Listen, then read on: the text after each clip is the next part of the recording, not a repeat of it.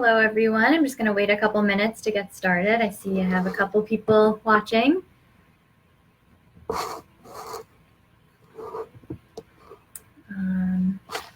see.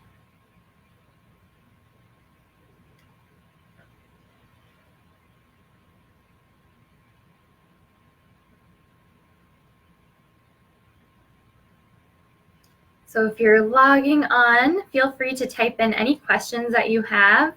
I'm going to start with a bunch of questions, but I certainly will probably run out. So feel free to ask any questions, type them into the comments, and I'll get to them.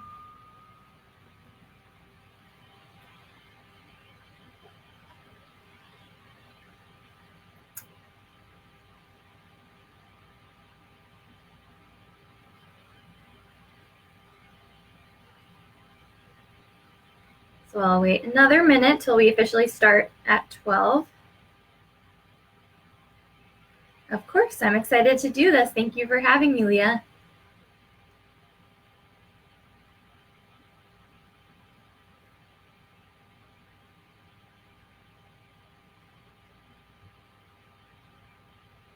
Have some water in the meantime.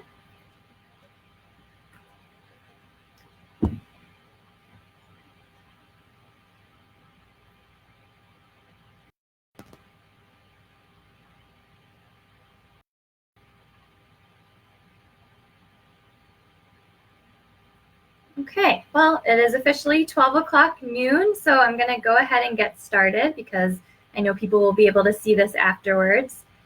So my name is Cara Schrager. I am a registered dietitian and certified diabetes educator, and I also have a master's in public health and nutrition, and I work at Joslin Diabetes Center currently as a clinical programs manager.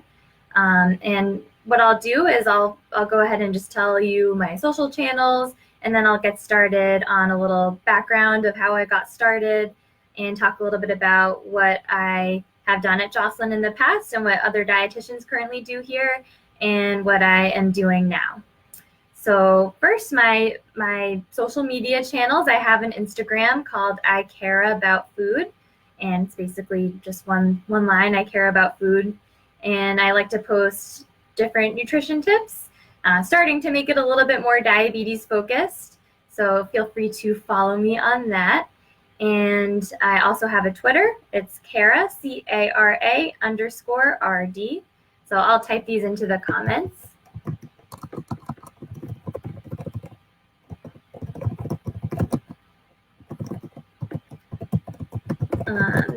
And I also, as a Joslin employee, I do post on our blog.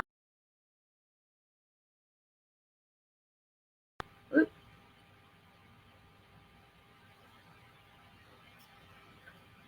Uh-oh. Poor connection. I don't know how to fix it.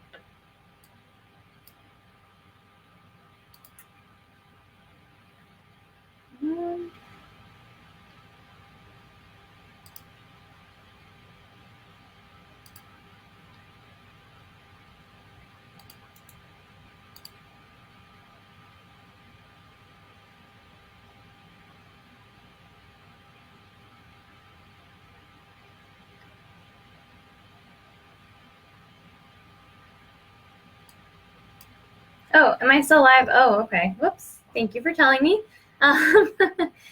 So where was I? So I just gave you my social media channels.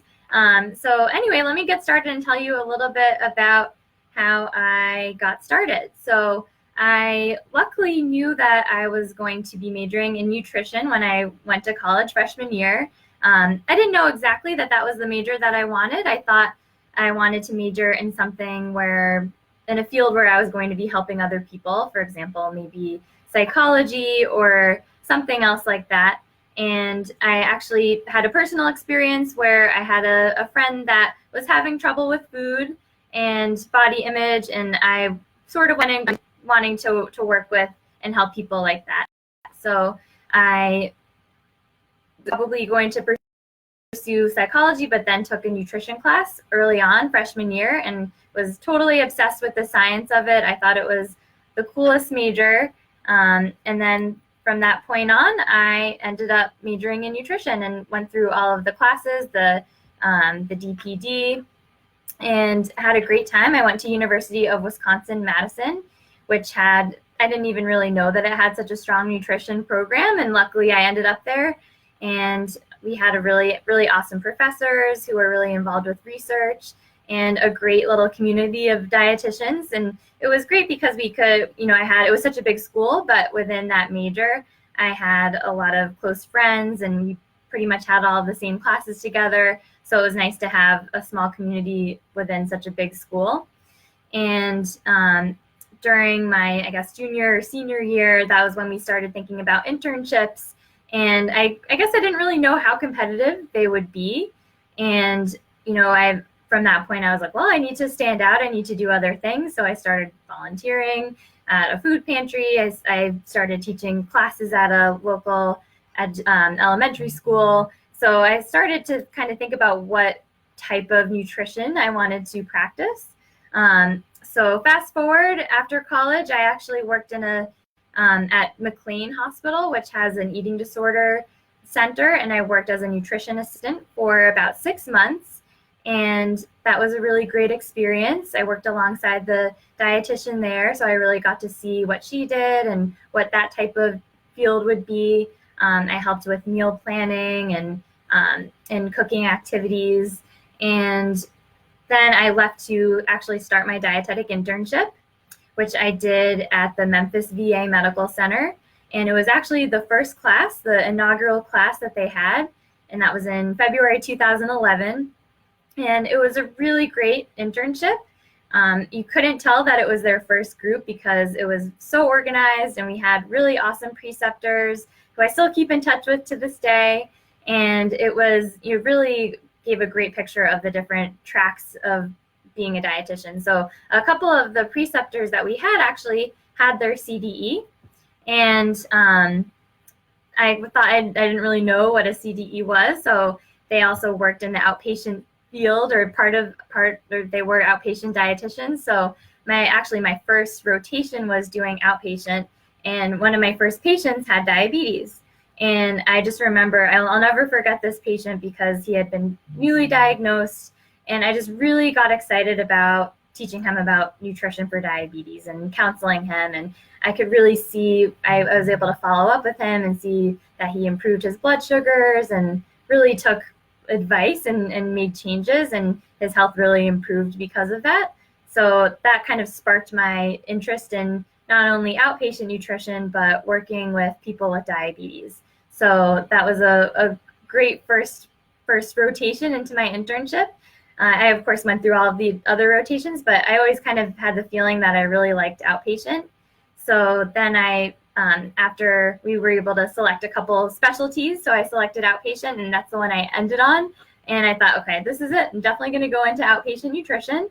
So after my internship, I was studied for the RD exam. It was a little slow finding a job, so I ended up taking a job maybe a few months after I passed my RD exam, working at a nursing home, but still really wanting to do outpatient nutrition, knowing it'll happen eventually.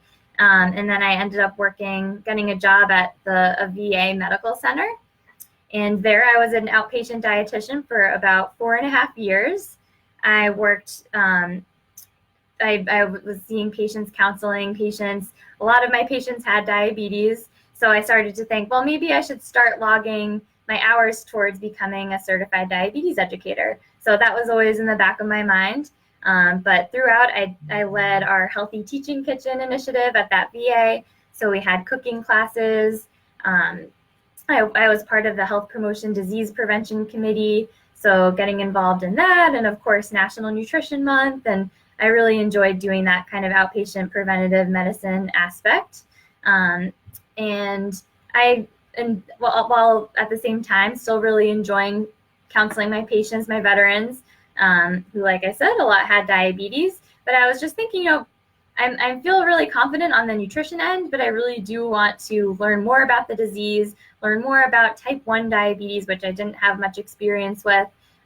So eventually I got enough hours to take the CDE exam, and I passed, and it was 2015 that I took the exam. So it's almost been 5 years, which is kind of crazy. And so I was still at the VA working as a CDE. And then I saw that Joslin Diabetes Center was looking for a nutrition educator, and I applied. So I started working there about 2.5 years ago.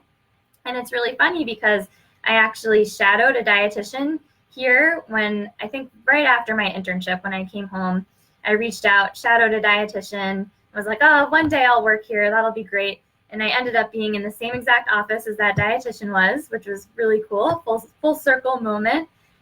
So while I started here 2.5 years ago, I was in the clinic. We have an adult clinic and a pediatric clinic. So I worked with adults, and we see really all types of diabetes, whether it's type 1, type 2, gestational diabetes, diabetes in pregnancy, LADA, all the different types of diabetes, whether it's also just diagnosed at really old ages to younger ages. We actually have a adult kind of transitional clinic too.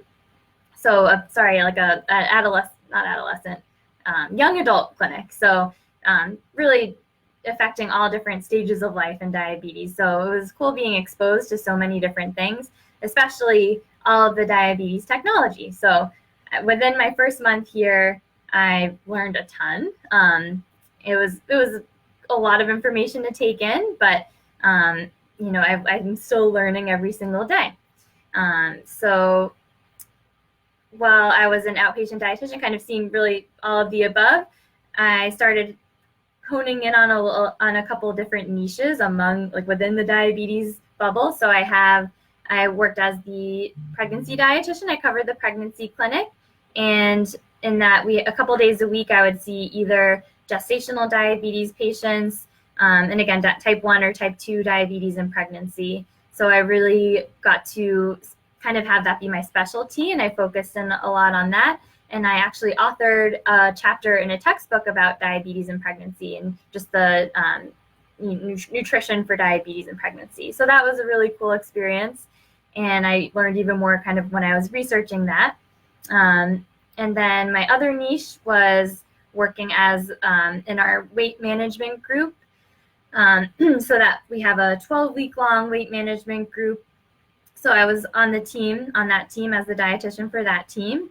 So those were my niches that I worked on here at Clinic, but there are some dietitians here. We have research dietitians, have dietitians that fund hypoglycemia especially after bariatric surgery.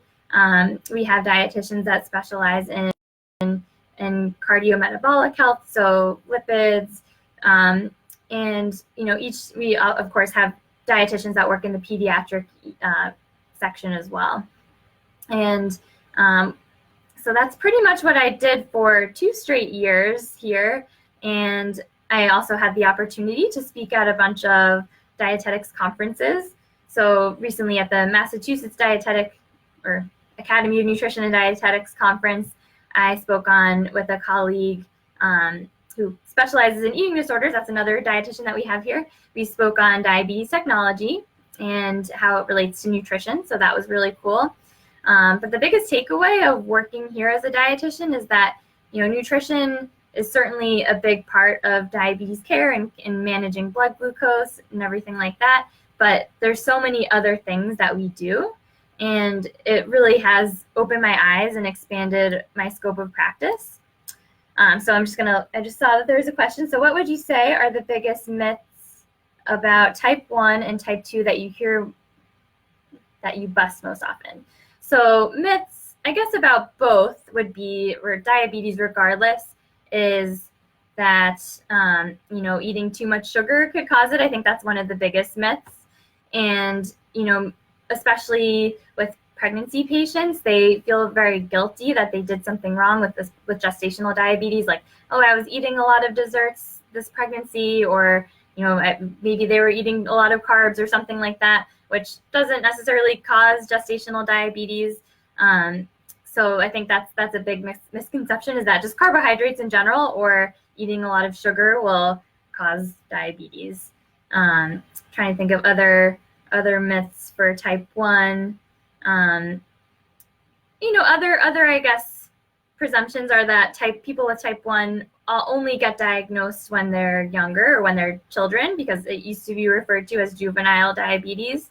But you really can develop type 1 diabetes anytime. So you can get it when you're in your teens till your 80s. You really can develop it at any age. It's just something that triggers an autoimmune response to destroy the beta cells of the pancreas. So there are other kind of forms of type 1 diabetes as well. If someone, say, has pancreatic cancer and they have to resect the pancreas. So if you don't have a working pancreas, you don't have working beta cell function that will produce insulin. So there's a lot of, and then at the same time with type 2 diabetes, it's not just about diet. It could be brought on by being, by having steroids. So it could be steroid induced. If you have, for whatever kind of condition, if you need to take steroids, that could lead to what would look like type 2 diabetes, and sometimes it goes away. So those are some myths, I guess, that people, you might not think of someone with type 2 as having a typical type 2 diabetes, I guess, look or onset. It could happen in a lot of different ways. So we really do see a variety of people. Let's see, another question I just got in. What do you say to patients who want to follow keto? So that, I knew that question was coming. That is certainly a popular diet that they hear of that can reverse diabetes, quote unquote. But I don't think it's tricky, because it can work for some people if they really want to follow it. But I always like to ask the individual if they think it's sustainable. So I first educate them on it, because they might, a lot of times it could be disguised as low carb rather than just a traditional keto, which is mostly calories from fat, as we know. So I just tell them really what it is, what it entails to fully be on a ketogenic diet, which would mean not only checking blood glucose for diabetes, but also ketones. So there's a lot of checking that's involved. And again, if you truly want to follow keto, having it be so high fat, which, again, talking about some of the other consequences of that. So I really educate on the ins and outs of what keto is, but also some of the consequences that could come out of it. Another example is the fact that on keto diets, because they're so low carb, there's pretty much no fiber in there. So I talk about a lot of times how important fiber is in someone with diabetes, and really anyone, not only with diabetes, but just for healthy nutrition, for a healthy microbiome. So I mentioned that, where are you going to get your fiber if you eliminate fruits and whole grains? And, if you're only eating non-starchy vegetables, that's probably not enough fiber for the day. And so people like to think of it as a quick fix, whether it's for just a quick way to lose weight, or helping manage blood sugars. And I'm not going to lie, some people that do follow it do have pretty good blood glucose, or I don't want to say good, but they don't have as many fluctuations due to not eating as many carbohydrates. But again, that brings me to, is it sustainable? Can you do it long term? What's the point of doing it for a temporary time, unless you want to try it out and realize it's not for you? So that's pretty much what I say. That's a really long-winded answer, but I don't want to tell someone not to do it if they are really interested in learning how it affects their body and their blood sugars. But I just want to first give them the facts tell them the pros and cons, what the consequences may be. And then I always just, say, if you want to try something new, make sure you tell your healthcare provider. Especially if they're taking insulin, they will certainly need some insulin adjustments. So to, be cautious about it, check their blood glucose really frequently, especially if they're all of a sudden eating carbohydrates to not eating any carbohydrates. So that's really important kind of safety factor. And then also it depends, type 1 and type 2, they're different. You have to be really careful about diabetic ketoacidosis, which it's more of a starvation ketosis type of thing in your body rather than DKA, but it could potentially lead to DKA, which is very dangerous and could cause other complications and lead to hospitalization. So I think the key thing is for someone with diabetes that wants to try it would be to check their blood glucose frequently and just know the facts about it. So and feel free to type in other questions as we go along. But I guess what I'll do now is talk about, I was starting to expand on why I've become really interested or really passionate about diabetes and how the role of a dietitian can really expand in the diabetes field. So as I was saying, not only do we do nutrition, but we really play a role in insulin adjustments and managing and pattern management.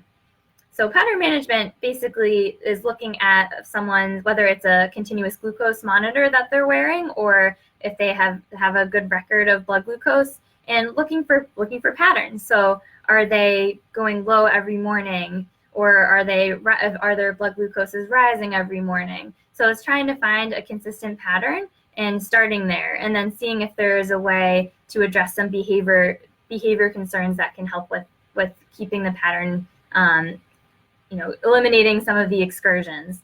So for example, if someone is waking up with a high blood glucose every morning, it might be a good idea to increase the basal insulin if that's what regimen they're on, basal bolus, or just ask, rather than just going straight there, maybe asking questions about what they ate the night before. Do they eat late at night every night? So it might not just be a straightforward answer as that. So I think pattern management really goes into digging deep into what's going on in their lives. So continuous glucose monitoring has made it really easy to get the big picture.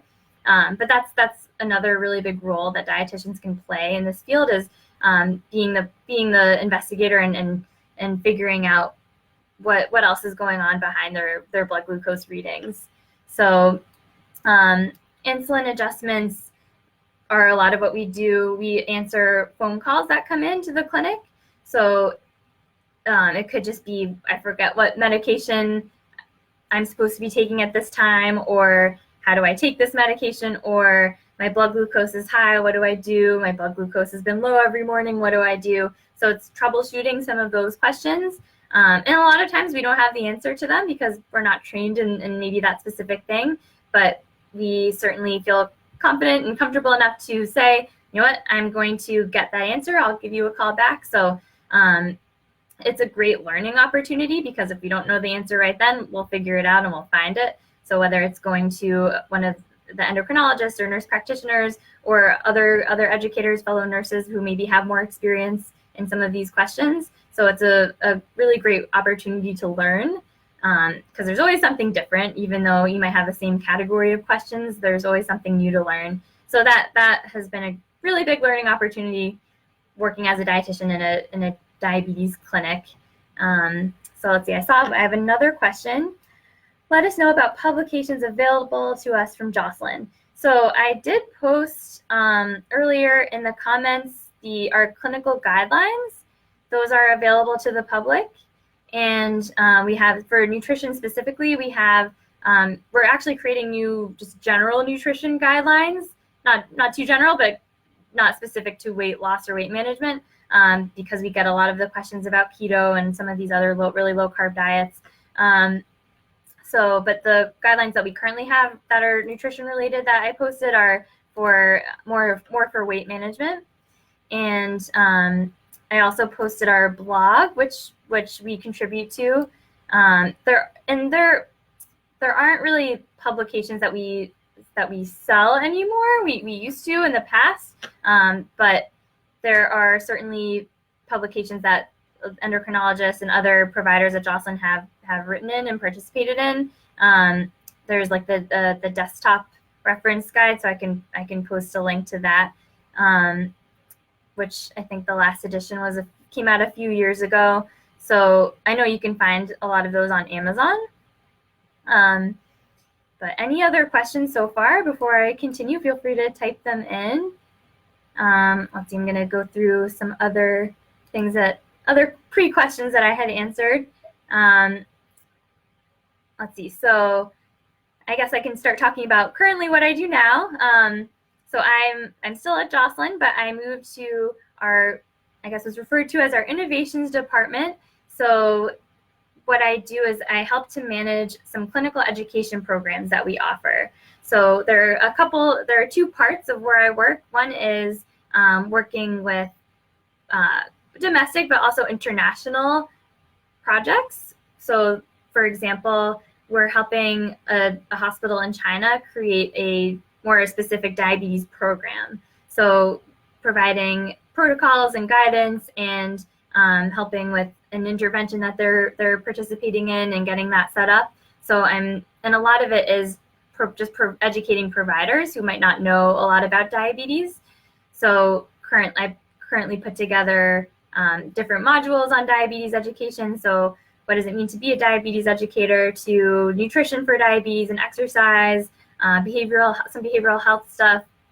And so putting together a sort of like an education template or module for nurses in China. Some other things that we do is just other providers, such as primary care providers that might not have specific training in endocrinology or diabetes. In different countries, we know that it works a little bit differently in the healthcare system. So there might not be enough providers, enough endocrinology or diabetes specialists to go around. So just kind of expanding the reach of diabetes education, as we know, because diabetes is growing and increasing in prevalence everywhere. So we really help to educate the different providers on that. So we have a lot of endocrinologists that enjoy that have their own specialties. For example, a diabetes a pregnancy endocrinologist. We have kid nephrologists, neurologists. So we have a lot of specialties at Joslin that really are experts in their own niche of diabetes. So that's a lot of what I am working on now, and it's interesting and exciting. And I'm also still seeing patients a little bit. We're doing a telehealth pilot. So we are working with Amwell, American Well, and the goal is to lower the A1C. I think the participants started with an A1C of at least 9, and the goal is to lower it to below 7 by the end of the pilot, which is a 6-month span. And what it is it's basically an interdisciplinary team of me as the dietitian. We have an exercise physiologist, behavioral health. We have the endocrinologist, nurse practitioner, and a nurse team where the participant can leave whenever. It's shorter, more virtual. So especially where we're located in Boston, it's tough for some people to come in. So we're just kind of testing it out to see how a virtual visit type of platform will go. So that's another project that I'm working on. And it's nice to still be able to kind of see patients and help educate, but I do really enjoy nutrition communication and getting the message out and kind of debunking some of these myths about diabetes. So I also will participate in some online articles and things like that if they want to hear from anyone from Joslin. Let's see. And then what do I like the best about my job? I think that I'm just so excited to be in a place where I'm constantly learning, whether it's learning about new therapies for diabetes or new technology for diabetes, or how dietitians can really play a role and be involved in the diabetes team. But also, I think just working with there's so many different types of employees here at Joslin. I think just learning from each other and working together and having that same mission of treating people with diabetes, but hopefully finding a cure one day. And again, getting the message out that evidence-based nutrition and trying to debunk some of the fads and the myths out there. So that's really what I enjoy. And I know we have a couple more minutes left, but does anyone else have any other questions?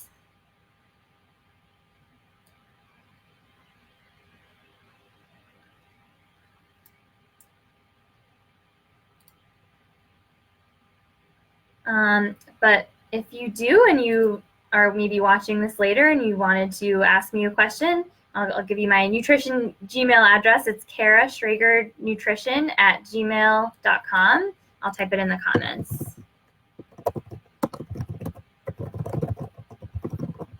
So if you have any other questions that or you want to hear anything from me, feel free to email me. And otherwise, it was really fun doing this. Thank you so much for having me. My Instagram is I Care About Food. My Twitter is Cara_RD. I do have a Facebook page, Cara Schrager, MPHRD, LDN. It's basically similar to my Instagram. Still trying to master the social media part of all of this, but thank you so much. I had a great time and look forward to hearing from you.